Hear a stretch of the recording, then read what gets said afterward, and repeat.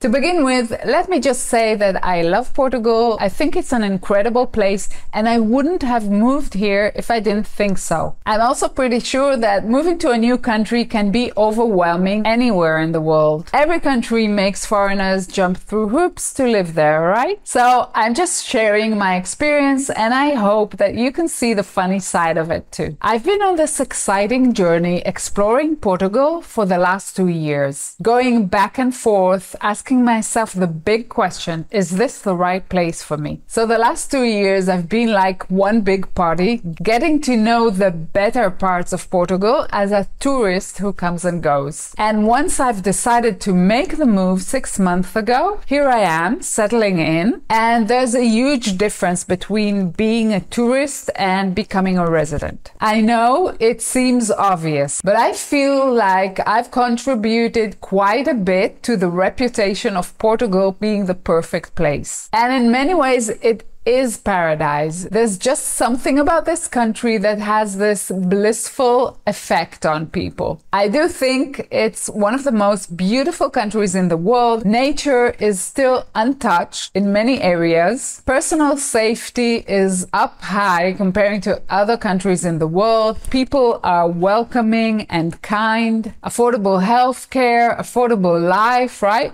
But I do feel that I need to be accountable because a lot of people write to me, I'm coming to Portugal, right after they watched my videos. So I can't just talk about the positive things. You need to know what you're getting yourself into. So in this video, despite the love I have for this country, I'm going to let you in on the struggles of moving here. Like, for example, the lights that go off while you're in the bathroom, rental contracts that run only 6 months, and other exotic experiences. So without further ado, my journey began with looking for a place to live, and I was looking to rent an apartment for 1 year, and wow, was I in for a surprise. It seems like everyone knows about this thing called winter rentals, and for me it was a totally new concept. A winter rental typically runs between October to April. It turns out that most rental leases here are like that. Landlords know that there's a huge demand for rentals during the summer and they can charge way more during the summer months. So why rent out for a full year? And because of that, finding an annual lease is like finding a needle in a haystack. But that's just the beginning. I was looking for a furnished apartment because I didn't want to buy furniture yet. I'm not 100% sure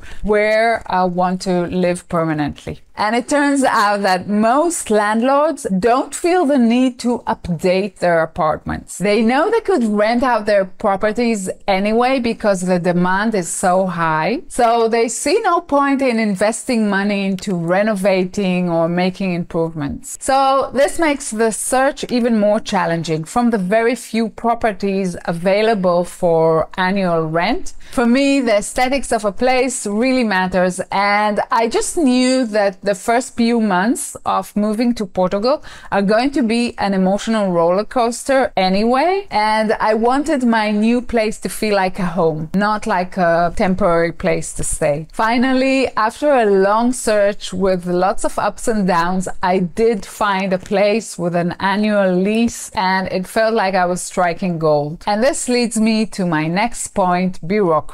Let's take a step back. We've been through a global pandemic. At this point, we should have all adapted and embraced working online. You'd think that transferring utilities like water, gas, electricity onto my name would be a piece of cake, right? But here's the thing. In Portugal, you can't do it online. You've got to physically show up at the office with all the paperwork. I've got a trusty folder with all my documents because you never know which paper they might need. And the funny thing is, sometimes different government offices use different names for the same identical document, so it can be pretty confusing, and even Google Translate won't save you. I've got my rental contract, my NIF, my passport, my ID, utility bills from the owner of the apartment, and of course my patience, because trust trust me, you'll need it. And you better make peace with the idea that you're going to come several times before you solve the issue. And as it turns out, if you want to make life easier and pay your utilities by direct debit, you'll need a local bank account. So you go to the bank to open a bank account, and here's the catch. At the bank, they ask you for a utility bill to prove that you're living in Portugal permanently. So you see where this is going. It's a bit of a loop, and you're going back and forth, and it's not a very efficient process. So the other day, I was feeling lucky, and I decided to go tackle the next item on my list, which is registering for the health system. Sounds pretty easy, right?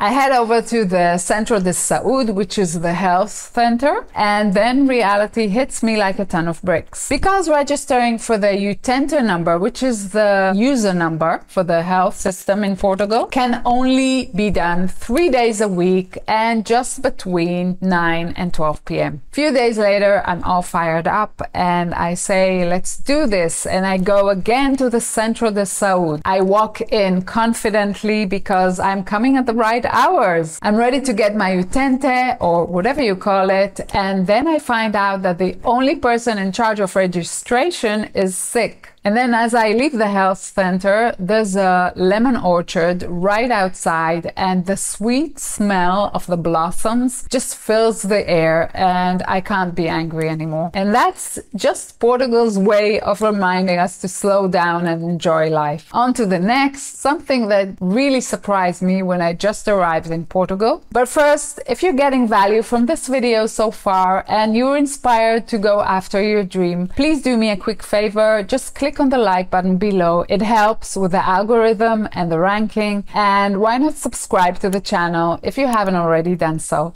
Okay, let's talk about Portuguese working hours. The Portuguese treat their weekends and their holidays like they're sacred. I mean, if you have an urgent email to send during the weekend or in August, you hit the send button and then crickets. Forget about it. No one will answer you. And if you're like me, always responding to emails any hour of the day or night, it can come as a bit of a shock to discover that people will not solve problems during the weekend or during their vacations, no matter how urgent it is. On top of that, there's a lunch break right in the middle of the workday when everyone, and I mean everyone, goes out for lunch at the same time. Officially, it's a 1-hour break, so between 12 and 1, forget about getting anything done. August is the official vacation month, and I mean for real, a full month. Let's just say that August is not the time to be productive or to try to get anything done. I'm all for work-life balance, don't get me wrong, but sometimes it can be a bit of a cultural shock. And add to this that things are generally done slowly in Portugal. I'll give you an example. After I moved in, I discovered that there was no hot water in my apartment. I called the property manager and she kindly reminded me that it's the weekend and she's not working. And then it took another few days to bring in the right people to fix the problem, and so I showered in cold water for a few days. Next, let's talk about lights going out in bathrooms and toilets while you're still there. Now, I totally get it. While life in Portugal is affordable, the electricity bills are not. I remember reading a comment from a lady who said that her electricity bill in Portugal was 3 times what she used to pay back in Switzerland. Saving energy is a big thing around here. But here's the thing, especially for girls, having the lights turn off automatically while you're still in the bathroom after a certain period of time, or because you're not moving enough to trigger the motion detectors, it can be pretty scary. And generally speaking, in public areas in Portugal,